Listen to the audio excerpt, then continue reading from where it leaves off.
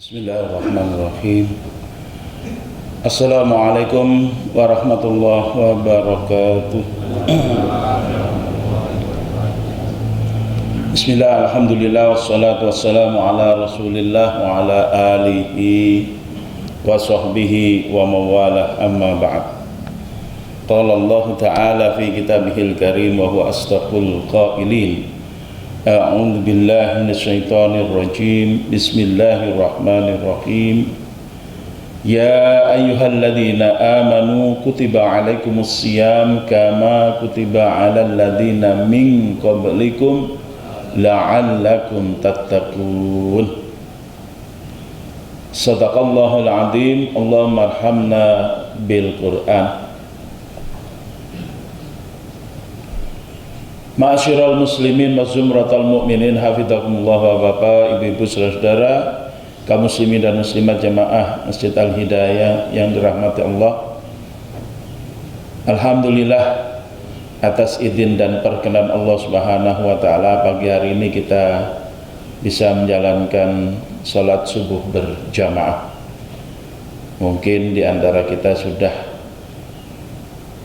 siam ya satu Ramadan, atau kebanyakan belum ya?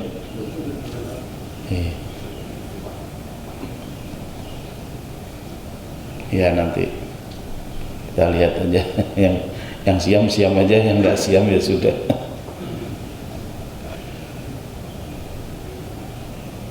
Diriwayatkan bahwa baginda Rasulullah SAW dalam menghadapi bulan Ramadan, beliau bersabda, atakum Ramadanu syahrun mubarak, faradallahu azza wa jal alaikum siyamahu tuftahu fihi abwabus sama wa tughlaqu fihi abwabul jahim wa tughallu fihi maradatus syayatin, fihi lailatun khairun min alfi syahrin, man kurima khairaha faqad khurima. Bahwa dalam menghadapi bulan Ramadan, tentunya kita ucapkan marhaban ya Ramadan, artinya kita bergembira sekali dengan hadirnya bulan Ramadan ya, walaupun masih kita ada di tempat yang kurang menggembirakan sekarang ini ya. Jadi karena perbedaan-perbedaan yang mungkin masih terbawa pilpres atau sebelum pilpres bisa jadi ya, masih belum selesai ya. Tapi saudara kita yang umroh di Masjidil Haram ya tentunya sudah puasa hari ini ya, begitu. Rasulullah SAW mengatakan, atakum Ramadan, telah datang pada kalian bulan Ramadan, syahrun mubarak, bulan yang diberkahi, di mana Allah memfardukan siam. Nah, di yang lain, wasanam tu qiyamul lailihi, dan aku sunahkan qiyamul lailnya, atau maksudnya adalah tarawih. Tughlaqu fihi abwabul jahim, ditutup tuftahu fihi abwabus sama, dibuka pintu langit. Maksudnya pintu-pintu amal kebajikan semuanya dibuka. Artinya kebajikan yang dikerjakan di bulan Ramadan tidak tunggal, tidak hanya siam Ramadan, tapi juga ada qiyamul lail ya, ada tilawatul Quran, ada sedekah, ada hal-hal yang lain. Termasuk dalam berbagai hadis disebutkan bahwa puncak tertinggi dalam bulan Ramadan itu adalah jihad fi sabilillah. Yang waktu itu Nabi bertanya pada para sahabat ketika beliau mengatakan, wal jihadu durwatu sanamil Islam, adalah puncak daripada amalan di dalam Islam. Ini ketika para sahabat berpuasa. Apakah ada di antara Anda yang bisa menyamai orang yang berpuasa, bisa menyamai orang yang berjihad dari sejak khuruj Ini istilah khuruj itu dari situ. Keluar dari kota Madinah menuju medan jihad. Sampai kembalinya kalian berpuasa di siang hari dan pada malam hari qiyamul lail. Tidak berhenti-berhenti. Siang hari berarti habis subuh sampai maghrib itu berpuasa. Kemudian qiyamul lail habis isya sampai subuh. Jadi jedanya cuma maghrib dan isya aja. Nah, apakah kalian mampu siang berjihad, malam qiyamul lail terus menerus sampai mujahid itu pulang kembali ke kota Madinah? Maka para sahabat menyatakan tidak ada kami yang mampu seperti itu. Itulah bahwa puncak daripada amalan adalah jihad fisabilillah. Apalagi jihad itu dikerjakan pada saat bulan Ramadan. Wa tughlaqu fihi abwabul jahim, dan ditutup di dalamnya pintu neraka jahim. Jadi dipersempit ruang terjadinya kemaksiatan. Wa tughallu fihi maradatus sayatin, dan dibelenggu tangan-tangan setan. Fihi lailatun khairun min alfi syahr, di dalamnya terdapat satu malam yang lebih baik pahalanya daripada 1000 bulan, atau 30.000 malam, 30.000 siang. Dan sebuah hadis dalam suatu tafsir dikatakan bahwa munculnya atau asbabun nuzul daripada surah Al-Qadr, inna anzalnahu fi lailatul qadr, itu wa ma adraka ma lailatul qadr, lailatul qadri khairum min alfi syahr, itu adalah sebelumnya Nabi menceritakan bahwa ada mujahid di kalangan Bani Israel yang berjihad setiap hari selama 1000 bulan atau 30.000 siang. Berjihadnya 30.000 siang, kan 1000 bulan itu. Kemudian malam harinya qiyamul lail gitu. Ya, para sahabat menyatakan tidak ada kamu yang mampu. Lalu turunlah firman Allah, inna anzalnahu fi lailatul qadr. Maka Nabi mengatakan bahwa untuk umat Nabi Muhammad SAW yang usianya pendek, rata-rata usia umat Nabi Muhammad SAW adalah baina sittina wa sab'in, antara 60 sampai 70 tahun. Jadi yang usianya 60 harus mawas diri ya, harus merasa diamati. Ya, kalau kemarin-kemarin mungkin kita bebas, merasa bebas. Yang sekarang sudah 60, 70 ya harus merasa selalu Jibril itu sudah ada entah di depan, Israel sudah ada entah di depan, entah di belakang, entah di samping, kiri, kanan, yang siap-siap menjemput ya, gitu. Nah, kalau ada tempat kemaksiatan cepat lari, takutnya Israel sudah nungguin di situ ya.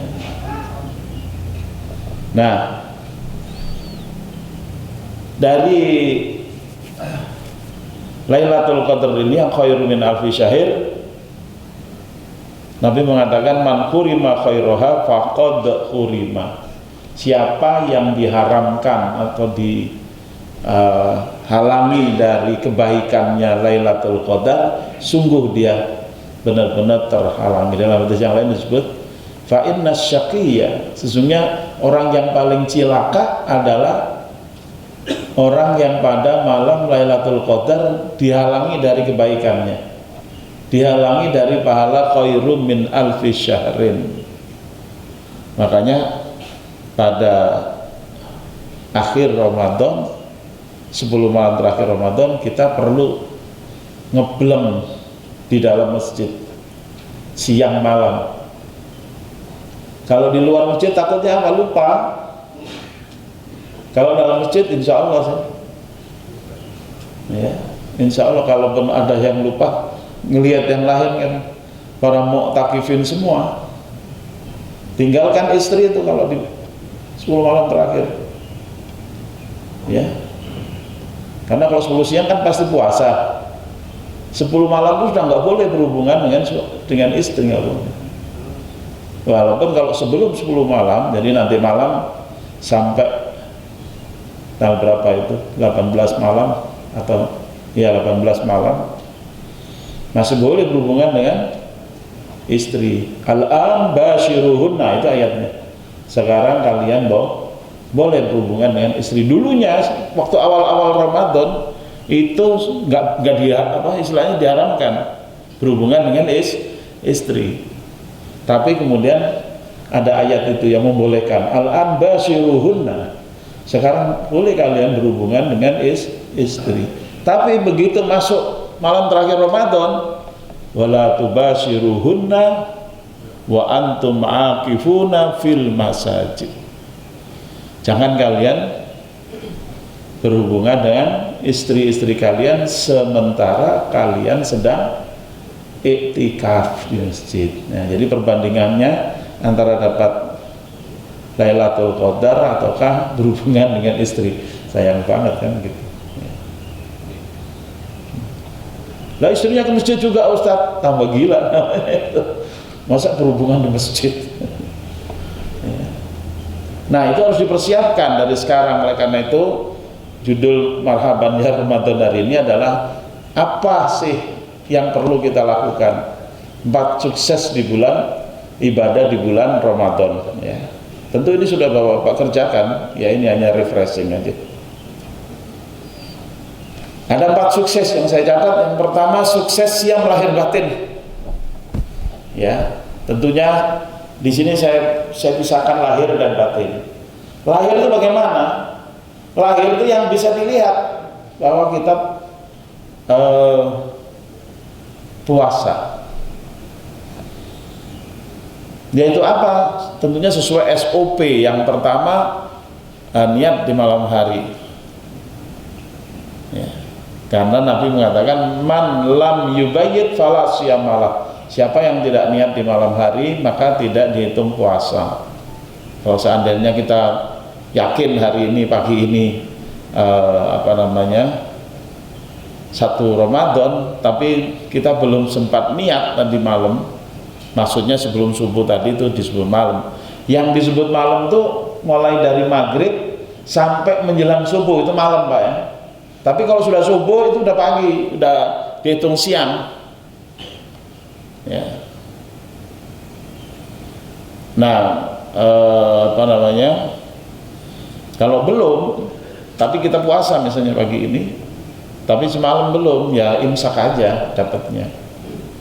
Kalau yang sudah menghisap dari kemarin ya tentu pasti sudah niat, ya. Kalau yang belum niat tapi sekarang baru dapat keyakinan misalnya, oh iya 45 negara sudah menyatakan sudah masuk 1 Ramadan gitu, ya. Cuma belum nyampe di Al-Hidayah misalnya, ya gitu. Nah, baru hari ini buka Google, oh iya 45 negara ini sudah puasa misalnya. Nah, boleh kita imsak gitu. Tapi kalau kita yakin dengan pengumuman dari Menteri Agama ya monggo, nggak apa-apa, ya. Itu nanti kan ada pertanggungjawabannya masing-masing kan begitu.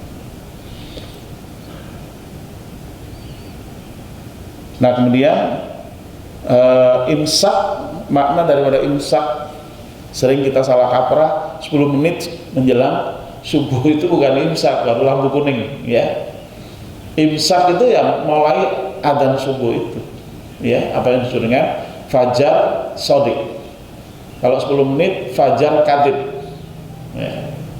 Nah, tapi boleh untuk kita jadikan patokan untuk persiapan, ya, supaya jangan sampai udah fajar shadiq masih makan masih minum.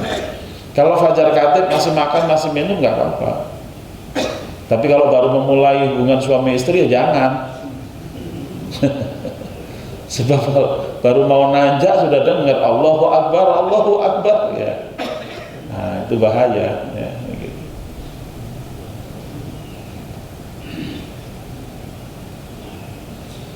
Nah, jadi kita imsak, menahan diri dari makan, minum, dan hubungan suami istri serta hal-hal yang membatalkan ibadah puasa maupun pahala ibadah puasa. Nah, ini penting juga. Pahala itu juga masih saya kategorikan sukses lahir kalau kita bisa paham. Apa itu yang bisa merusak pahala puasa? Menggibah. Nabi mengatakan, rubba shaimin laisa lahu jaza ila alju wal atas. Betapa banyak orang yang berpuasa tidak dapat pahala kecuali hanya lapar dan haus. Jadi fisiknya dia memang puasa. Seluruh fikih tentang hal-hal yang membatalkan puasa dia lakukan, dia hindari, dia menahan. Tapi ada yang menghilangkan pahalanya, diantaranya adalah menggibah, gitu. Nah, oleh karena itu ini juga harus dijaga, dan ini yang bisa dilihat. Ada saya berikan istilah sukses batin, yaitu sukses dalam usia menyadari bahwa setiap saat kita dari terbit fajar sampai tenggelamnya matahari kita sadar sepenuhnya bahwa kita puasa, dan puasa itu untuk Allah Subhanahu wa taala. Dalam sebuah hadis qudsi Nabi mengatakan, Allah berfirman, asyamuli wa ana ajzi bihi. Siang itu untukku dan aku yang akan memberikan balasannya. Jadi nggak ada hitung-hitungan kalau sudah Allah memberikan balasan. Disinilah kesadaran adanya as-silah billah, ya, hubungan kita dengan Allah itu sebenarnya tujuan yang paling utama dalam berpuasa. Kutiba alaikumusiyam kama kutiba alal ladzina min qablikum la'allakum tattaqun. Diwajibkan kepada kalian berpuasa sebagaimana telah diwajibkan pada umat-umat sebelumnya, la'allakum tattaqun, agar kalian bertakwa. Jadi target puasa kita ini juga harus kita sadari ketika kita berniat menjelang imsak, ya, menjelang subuh itu kita mungkin kita tajdid dunia, ya, kita perbarui lagi niat kita.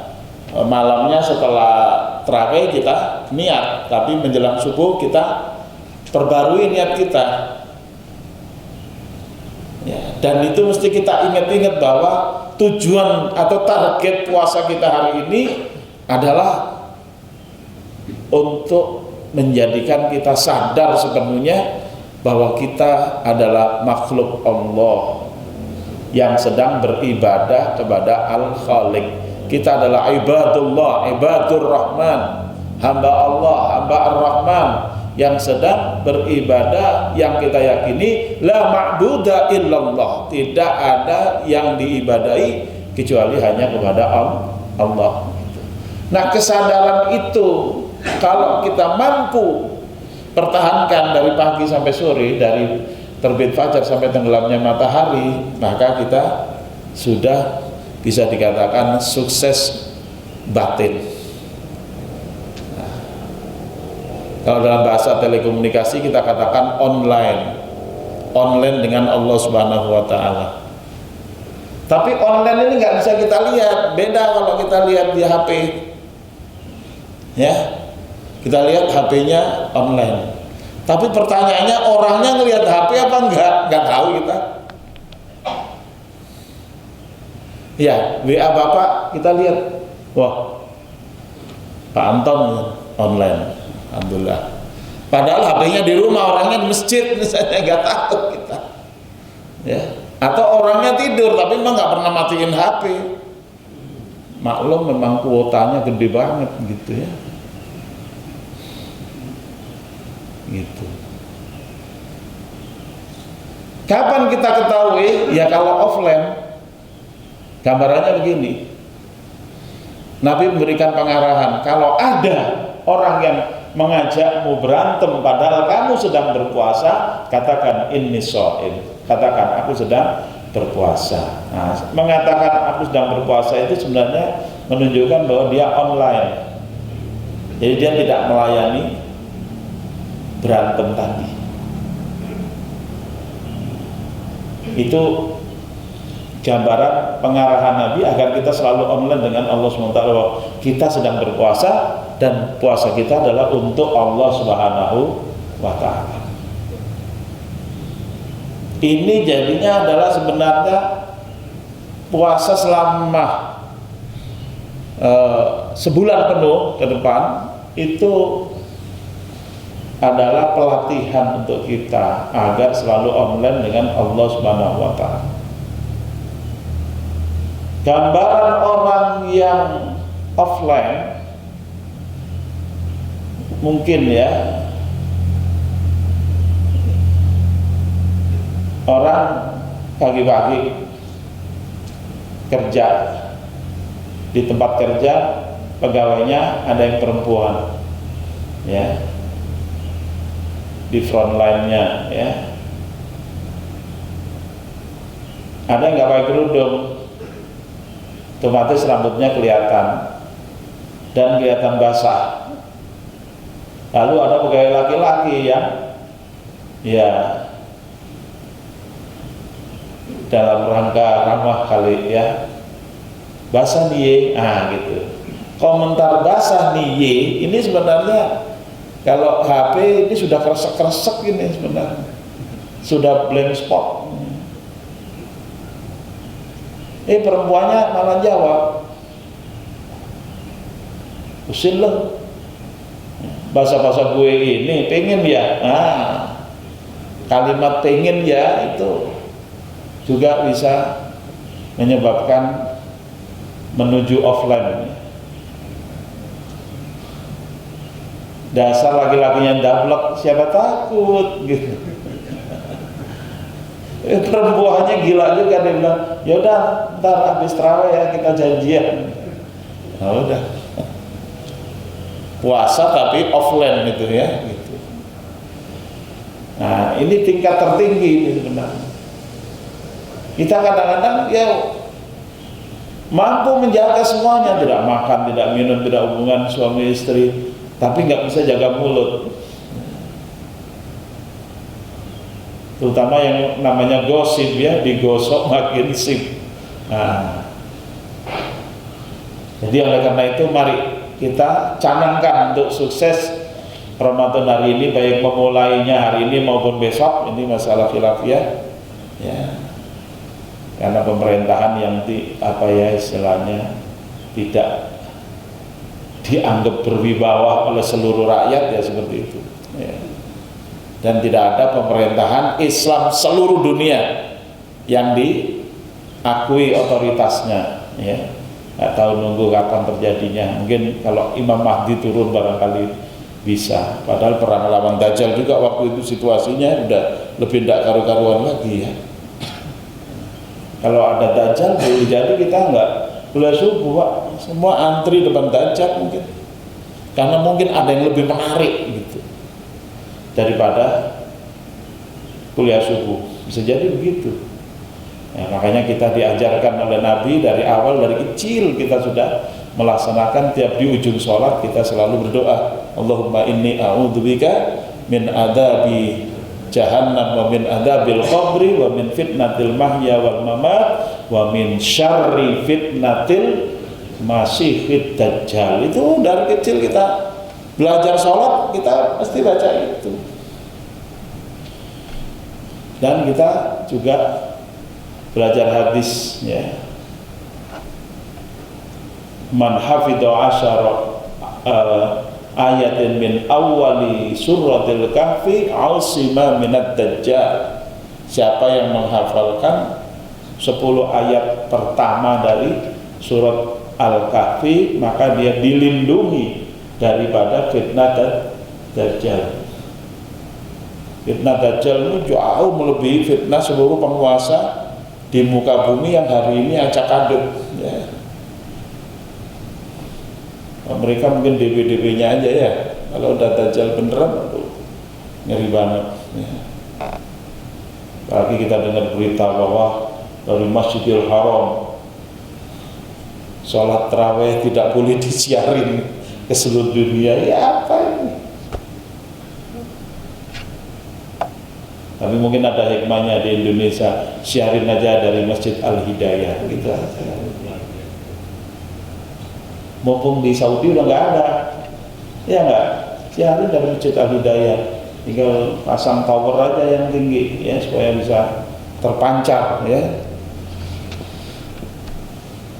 Tapi itunya harus serasa di Masjidil Haram tarawihnya ya, begitu. Jadi yang pertama itu ya, sukses siam lahir batin. Saya yakin bapak-bapak secara fikih mungkin SOP ya sudah berpuluh-puluh tahun berpuasa, insya Allah nggak perlu saya terangkan detailnya lagi, hal-hal yang penting aja tadi. Yang kedua sukses tilawatul Quran. Kita tahu syahrul Ramadan alladzi unzila fihil Quran hudan linnasi wa bayyinatin minal huda wal furqan. Bulan Ramadan adalah bulan diturunkan di dalamnya Al-Quran.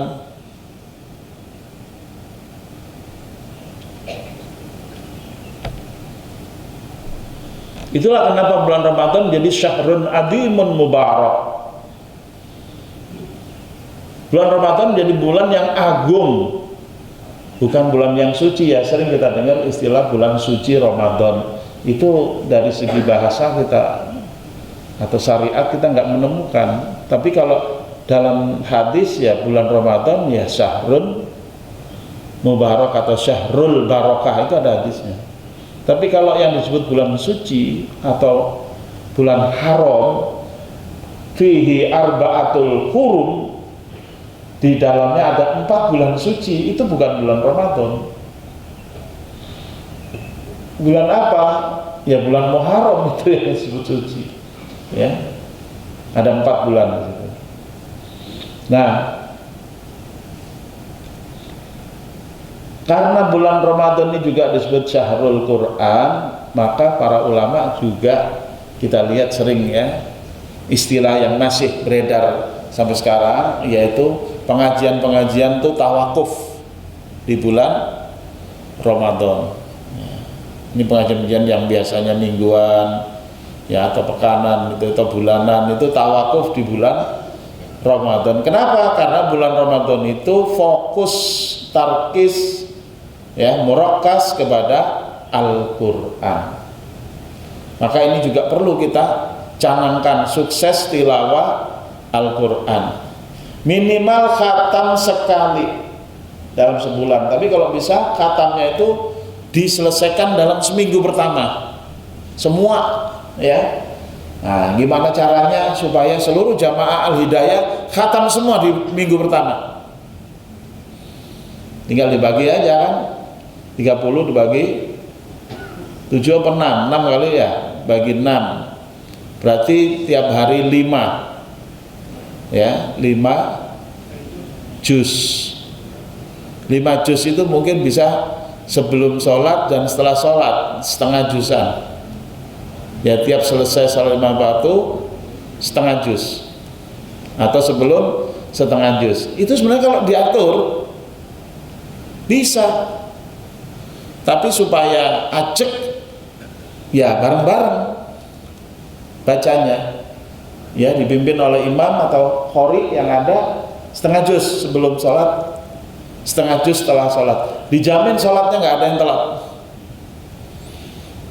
Setengah juz berarti setelah sholat 5, sebelum dan ya setelah sholat 1 juz ya kan, 1 hari 5 juz, 6 hari 30 juz pertama. Dibimbing oleh maksudnya dibimbing ya, bersama lah ya, baca deres masing-masing tapi bersama. Kalau perlu pakai ini, kalau di sudah lama biasanya pakai ini, cuma itu lagi belajar pelan-pelan. Tapi kita yang apa namanya, standar lah. Standar siapa misalnya ya, Brahman Sudes misalnya ya, biar kayak di Masjidil Haram kan begitu ya. Kalau nggak ada imamnya ya setel aja itu YouTube-nya Kenapa tidak? Maksudnya tidak harus mempersulit, yang penting kan dipermudah. Kata Nabi, yassiru wala tu'assiru. Mudahkan, jangan dipersulit. Jangan kayak mereka yang berpuasa, kalau bisa dipersulit, ngapain harus dipermudah? Supaya banyak meja gitu ya. Kalau melalui banyak meja ya berarti banyak yang ngocor kan gitu. Nah ini orang kita sudah sepakat kalau di bulan Ramadan kan saling mengucapkan selamat berpuasa Ramadan, selamat memenuhi ibadah Ramadan ya, selamat bertilawah dan sebagainya. Ya kita permudah. Ini saya kira pengurus DKM di hari kiamat akan dimintai pertanggungjawaban gitu. Betul nggak kira-kira? Iya.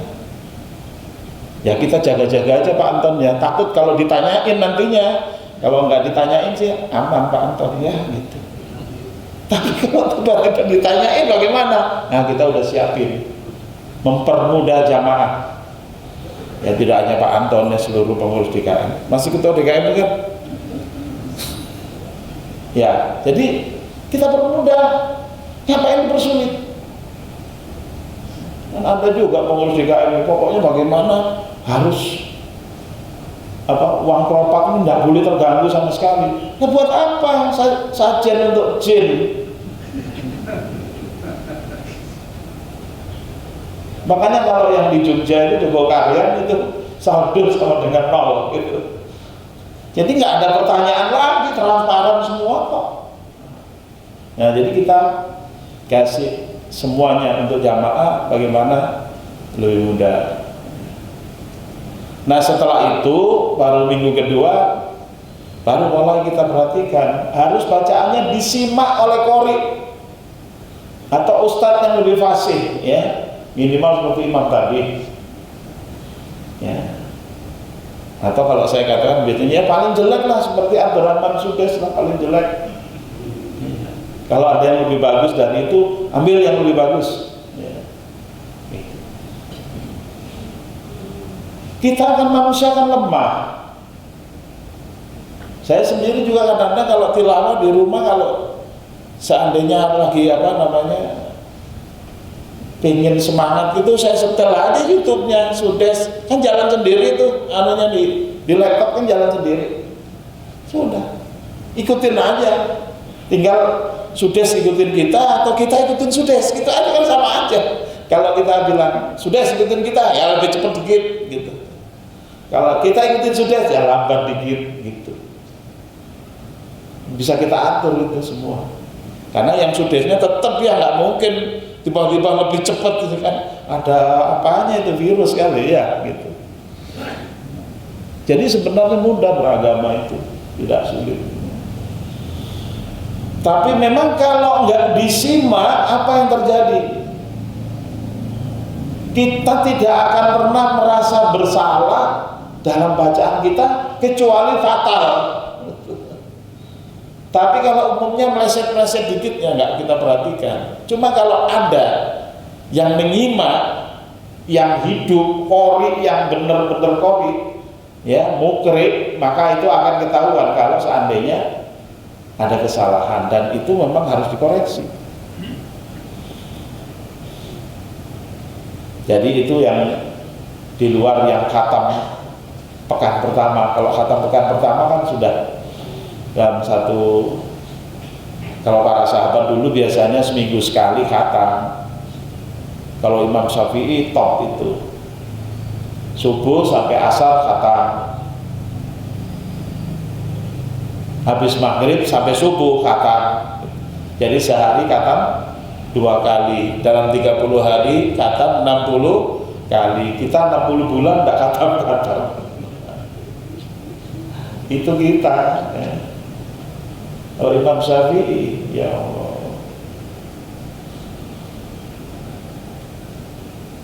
Setelah kita jadi dalam hal ini supaya, nah ini kembali ke DKM ya, walaupun sedang membangun, tapi buatlah pos untuk qori. Kalau seandainya imam kita nggak cukup, tambah. Kan pasti imam kita tadi qori kan, punya teman yang qori-qori yang lain yang mungkin belum ada job, tarik ke sini supaya yang jaga misalnya ada 2, 3 gitu ya, tinggal kita berikan pos 1 bulan sekian, jangan kemana-mana, di sini aja udah. Kalau yang lain iktikaf dari 10 terakhir, 10 hari 10 malam terakhir. Nah, qori yang kita kontrak, kita minta Anda iktikaf di sini 1 bulan penuh, gitu aja. Tinggal berapa gitu supaya keluarga yang ditinggalkan tidak terlantar, kan begitu. Ini kan masalah manajemen aja dan masalah kemauan. Jauh lebih penting adanya qori di masjid kita ini daripada kita membangun fisik masjidnya. Karena kalau kita lihat dalam struktur atau penjelasan tafsir dalam struktur kalimat dalam surah Ar-Rahman, Ar-Rahman 'allamal Qur'an, khalaqal insan 'allamahul bayan. Jadi Allah lebih mendahulukan 'allamal Qur'an daripada khalaqal insan, apalagi khalaqal masjid. Jadi harus lebih dulu adalah 'allamal Qur'an. Jadi sebulan penuh ini alamal Quran kita dulukan. Jadi dikontrak aja, ngomong baru tanggal 1 bagi yang memulai hari ini dan baru besok tanggal 1-nya baru bagi yang memulai besok. Ada kesempatan kita. Wah, duitnya nggak ada Pak Ustadz. Ya masa saya utangi, ya gitu.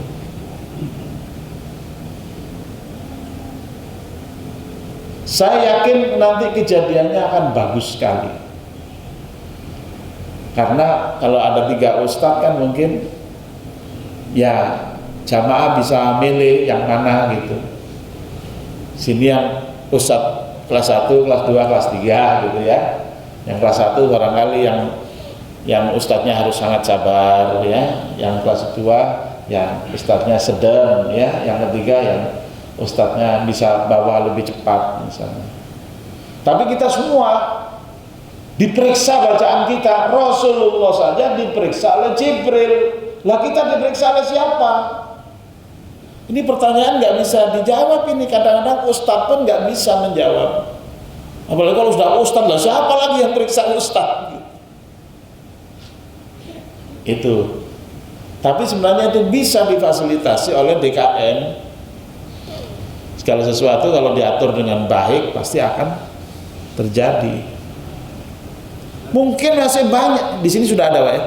Oh, alhamdulillah. Berarti ini bagus. Hah? Dari senior sampai junior sudah ada. Alhamdulillah. Berarti terawihnya aman nanti ya. Insyaallah.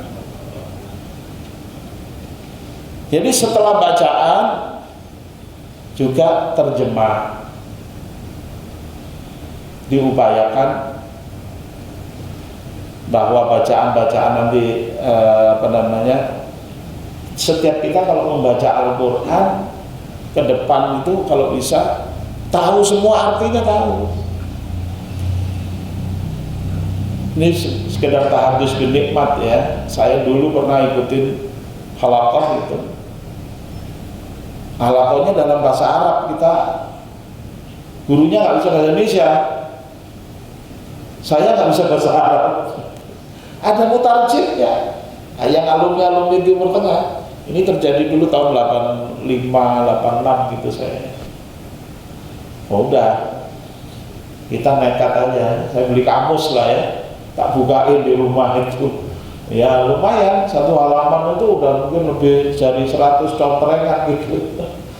Karena tiap kata kita cari itu artinya.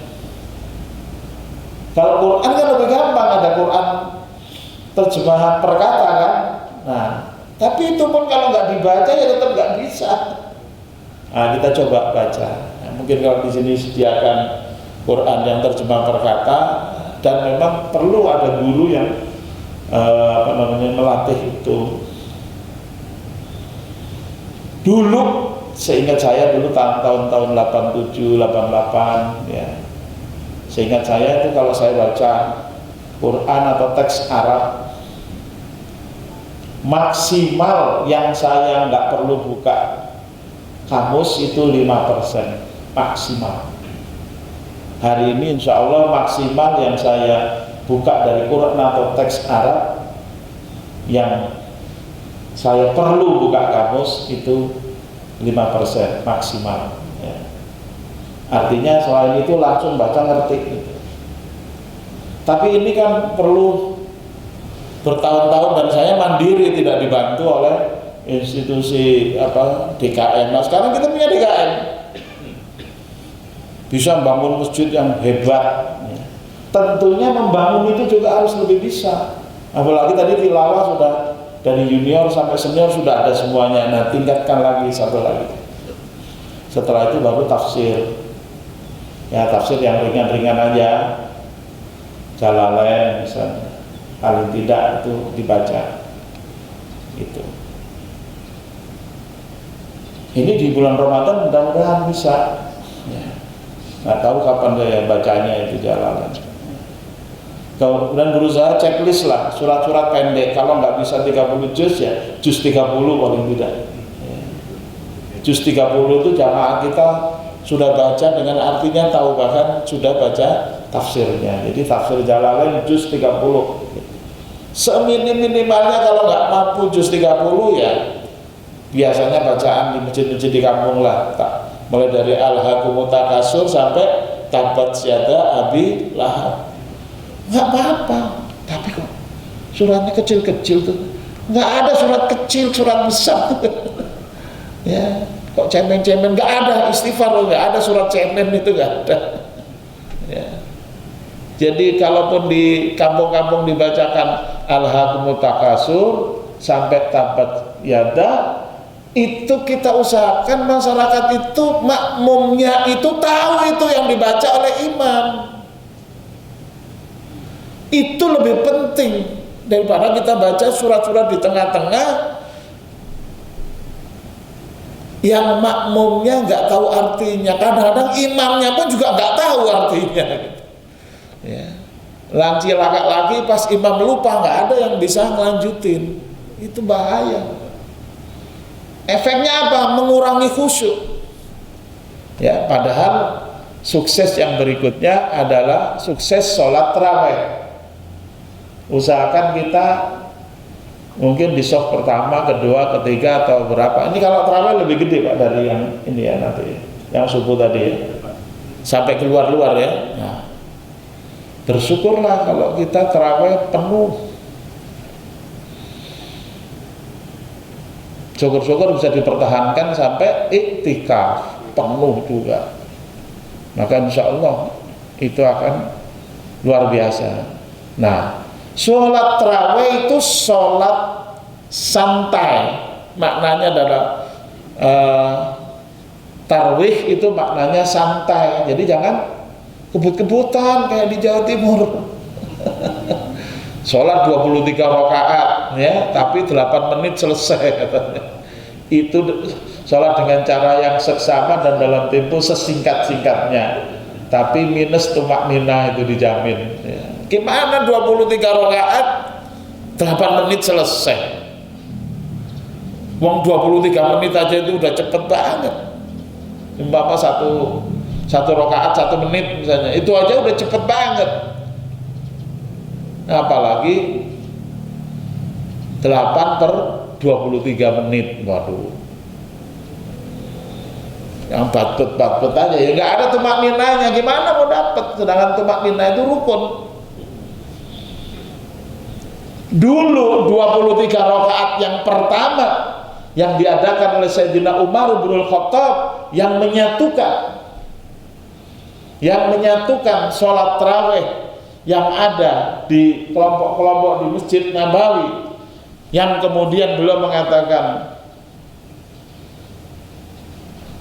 ni'mal bid'ah hadhihi, bid'ah yang paling bagus itu ya ini, kata Umar bin Khattab. bid'ah itu maksudnya kreasi baru ya. Yang paling bagus ini gitu, daripada sholat kelompok-kelompok sendiri-sendiri gitu. Karena kalau Nabi kan sholatnya di rumah aja waktu itu, keluar 3 hari, setelah itu nggak terawih lagi. Kalau Nabi terawih terus 1 bulan, wajib hukumnya. Tapi ini diberi kelonggaran umat Islam, sunnah. Tapi yang terus setelah itu akhirnya kan mencar sholatnya, sholat di Masjid Nabawi tadi sendiri-sendiri atau berkelompok kecil-kecil. Akhirnya semua disatukan oleh Sayyidina Umar. Berapa rakaat? 20 plus 3. Tapi 20 plus 3-nya jangan dikira seperti yang di Jawa Timur.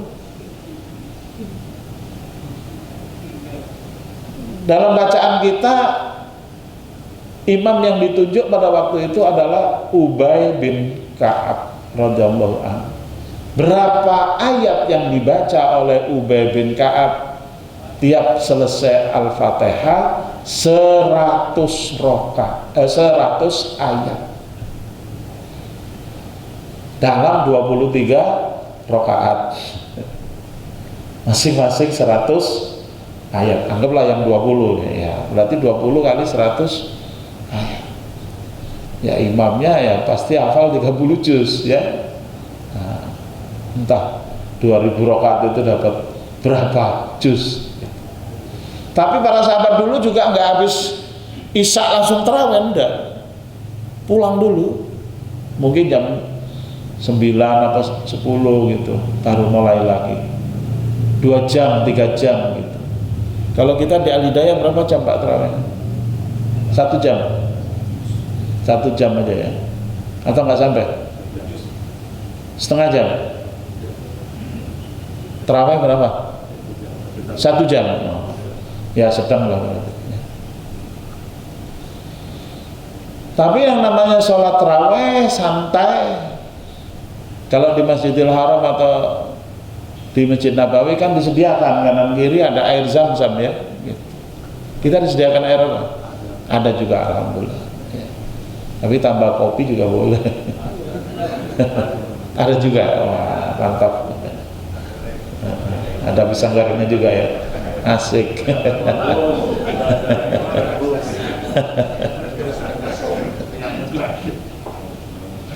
Jadi pokoknya masjid harus jadi destinasi yang bagus gitu. Enak kita, kerasan akhirnya kan gitu. Nah yang penting lagi adalah bahwa para jamaah bisa memahami bacaan imam. Artinya secara tekniknya ya bisa aja, misalnya masjid kita masih standar Al-Hakumut Takasur sampai Tabat Syadah misalnya. Sebelum dilaksanakan sholat dibaca dulu, ya kan? Al-Hakumut Takasur, Al-Ha telah melalaikan kalian at-takasur, ya berlomba-lomba untuk memperbanyak harta dan anak-anak. Nah, itu lebih bagus. Kenapa? Dengan catatan jamaahnya belum tahu. Apa ada dulu di zaman sahabat? Ya nggak ada, karena orang zaman sahabat dulu begitu Al-Hakumut Takasur ya langsung ngerti. Gitu. Masalahnya di kita kan dibaca Al-Hakumut Takasur kira-kira berapa persen ini yang ngerti? Kalau di sini mungkin 90% kali ya yang ngerti ya. Nah kalau di masjid belakang rumah saya ya 10% kali yang ngerti, jangan-jangan nggak sampai 10% yang ngerti. Itu perlu juga kita santuni istilahnya, ya kita tingkatkan begitu. Kalau sudah memahami bacaan imam akan naik menjadi menikmati bacaan imam, berarti bacaan imam memang langgamnya enak. Tadi yang saya katakan minimal deh kayak Abdurrahman Sudais, minimal gitu.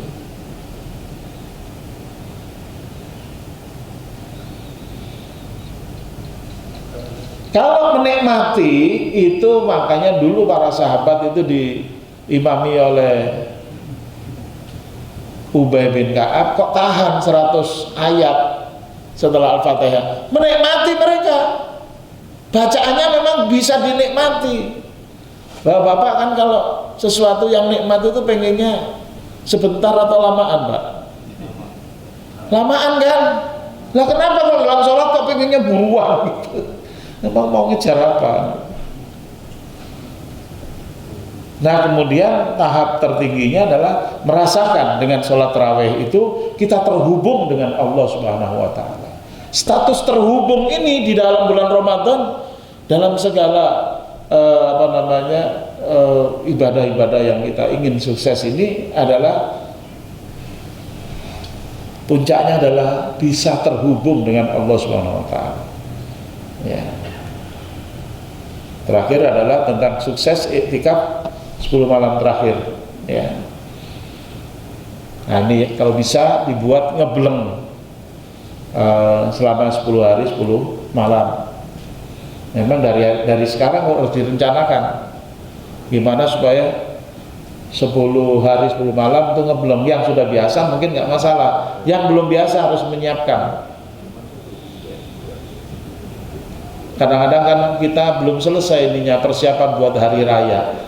Dari sekarang sampai 10 sampai 20 hari itu persiapan hari raya dari sekarang 10 hari, apa bikin kue atau beli parcel atau apa itu dari sekarang. Jangan nunggu nanti 10 hari terakhir baru gerubak-gerubuk untuk nyiapin lebaran. Akhirnya hilang. Padahal hadisnya tadi kan yang saya bacakan tadi. Nah ini fa inna syaqiya man kurima fihi rahmatullah azza wajalla. Orang yang paling cilaka di hari akhirat adalah orang yang diharamkan mendapatkan rahmat Allah pada malam Lailatul Qadar. Nah, Lailatul Qadar ini kan kita nggak tahu. Tahunya secara teoritis adalah malam ganjil. Nah kalau udah beda gini gimana? Yang ganjil yang mana? Yang memulai hari ini mengatakan ya malam ganjil tadi malam itu malam 1, nanti malam 2 itu genap. Kata yang memulai besok nanti malam 1, iya enggak? Nah pas 20-an mana malam 21, mana malam 22 beda. Nah, apa malaikat itu ngikuti perbedaan kita? Malaikat itu pasti turun sesuai dengan perintah Allah. Nah ini Pak, perlunya memang persatuan umat Islam. Makanya kita mulai dari masjid. Sudah kalau dalam masjid ini sudah jangan ada partai, ormas, macam-macam deh. Kita yaudah jamaah masjid Al-Hidayah. Kalau semua masjid itu bisa kita ini kan tidak terkooptasi oleh ormas ataupun partai, insya Allah. Memang seharusnya kaum muslimin itu satu pemerintahan seluruh dunia, seharusnya begitu. Sehingga keputusannya satu. Ketika keputusannya satu, malam ganjilnya sama Pak seluruh dunia. Ini malam ganjil beda-beda. Iya kalau malaikat ngasih info, malam ganjil yang aku turun ini loh. Nah karena kita nggak tahu ya sudah tiap malam aja gitu. Mau genap, mau ganjil, yang penting kita malam itu menyiapkan. Ya kan? Kalau sudah malam Lailatul Qadar, apa saja harus dikerjakan. Ikuti penuh program iktikaf di masjid. Artinya di sini ada apa istilahnya? Walaupun kita bersikap moderat ya, ada yang semuanya harus akomodasi oleh pengurus DKM karena ada 2 nih misalnya ya. Nah pas lagi iktikaf itu tiap malam rame pokoknya deh, mau ganjil mau genap rame aja semua, karena ada yang genap dibilang ganjil, ada yang ganjil dibilang genap, ya sudah rame aja terus tiap malam gitu. Wah kalau gitu budgetnya nambah Ustaz, nggak apa-apa kalau perlu. Iktikaf besok budgetnya 2 miliar. 1 miliar untuk ganjil yang pertama, 1 miliar untuk ganjil kedua, gitu aja. Itu baru keren, ya enggak? Semua orang ngebleng di sini, jadi nggak pengen pulang, gitu. Nanti lebarannya beda lagi Pak Ustadz. Ya udah, kalau udah lebaran, namanya lebaran ya udah bubar lah, gitu aja. Suruh pulang aja.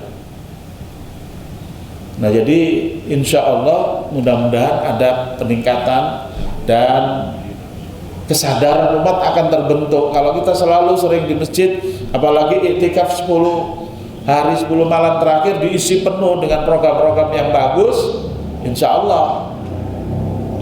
Karena disebut dengan nahdoh atau kebangkitan yang hakiki, itu bukan masalah ormas, bukan. Itu masalah umat Islam secara keseluruhan. Nahdoh itu maknanya adalah irtifa'ul fikri ala asasir ruhi. Meningkatnya taraf berpikir di atas asas ruhi. Apa itu asas ruhi? Asas kesadaran hubungan kita dengan Allah. Apa itu kesadaran hubungan kita dengan Allah? Online dengan Allah. Kita sekarang merasa bahwa hari ini yang sudah meyakini 1 Ramadan, nawaitu, ya, dari sebelum subuh tadi, nawaitu somahudin an adai fardhu syahri Ramadana hadisanati lillahi ta'ala. Yang yakin besok silakan, ya, tapi besok kita semua pasti berpuasa, gitu.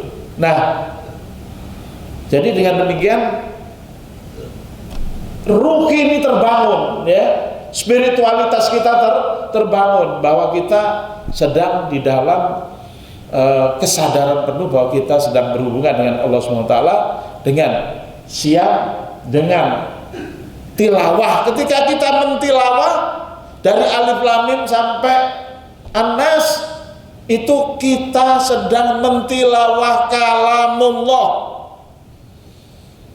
bukan kalamul bashar. Maka mari kita tundukkan hati kita kepada Allah SWT. Sukses tarawih itu juga bagaimana kita merasa terhubung dengan Allah SWT. Makanya imam tarawih juga jangan cepet-cepet, jangan buru-buru, kayak dikejar setan aja. Kita sedang berhubungan dengan Allah. Ya, kalau dalam bahasa lain lagi, kita sedang bercinta dengan Allah SWT. Bercinta dengan Allah SWT kok buru-buru? Yang santai lah, yang tenang. Nah, makanya itu dibimbing dengan bacaan imam yang bagus. Itu bukan ketua DKM yang bertugas menjadi imam yang bagus, tapi tugasnya menyediakan imam yang bagus, gitu. Ya. Nah, program-program etikaf itu berarti lebih tarkis, ya, lebih fokus lagi apa-apa hal yang selama 20 malam pertama itu mungkin masih perlu ditingkatkan, dan merasakan diri kita sebagai hamba Allah yang sedang iktikaf, ya. Makanya nggak ada yang pulang. Ayatnya sudah jelas, ya, wala tubashiruhunna wa antum aqifuna fil masajid. Ayatnya jelas, jangan kalian berhubungan dengan istri-istri kalian sedangkan kalian sedang iktikaf di masjid-masjid. Itu ayatnya jelas. Jadi kalau 10 malam terakhir jangan pulang, Pak. Tapi gimana? Di sini fasilitas lengkap. Nah, itu tugas DKM. Boleh saja ibu-ibu dilibatkan, ya, ibu-ibu juga ikut iktikaf, nggak apa-apa, ya, tapi tempatnya harus, ya, diatur, jangan sampai adanya percampuran, ya, gitu. Nggak boleh ada iktikaf VIP ketua DKM dengan ibu, misalnya, nggak boleh. Nggak boleh ada tempat iktikaf begitu, ya, harus terpisah, ya. Ya, bagaimana situasinya nanti diatur, kalau perlu buka kemah-kemah di luar itu, ya, kalau memang penuh gitu, nggak cukup misalnya. Dan terakhir adalah bagaimana bisa merasakan Lailatul Qadar. Saya yakin yang bisa merasakan Lailatul Qadar adalah yang puasanya memang sukses lahir batin, tilawahnya memang kenceng dan bisa merasakan ayat-ayat Allah dalam dirinya, terawihnya juga ya rapi, ya tenang, ya terhubung dengan Allah. Nah, iktikafnya juga disiplin, ya bagus, memang udah nggak mikirin dunia lagi, ya karena setelah Lebaran itu sudah siap semuanya, ya kue-kue itu sudah siap semuanya gitu Lebaran itu. Nah, kita fokus di iktikaf. Nah, saat itulah akan bisa merasakan Lailatul Qadar. Nah, kalau nggak pernah mikirin Lailatul Qadar, bagaimana bisa merasakan mendapatkan Lailatul Qadar? Itu. Yakinlah kalau kita nggak merasakan, kalau kita 10 hari 10 malam ngeblem di masjid, kita yakin dapat tuh dah. Begitu. Mudah-mudahan Allah tidak menghalangi kita dari kebaikan Lailatul Qadar. Mari kita tutup dengan doa kafaratul majelis. Subhanakallahumma bihamdika asyhadu an la ilaha illa anta astaghfiruka wa atubu ilaik wa lakum minkum. Wassalamualaikum warahmatullahi wabarakatuh.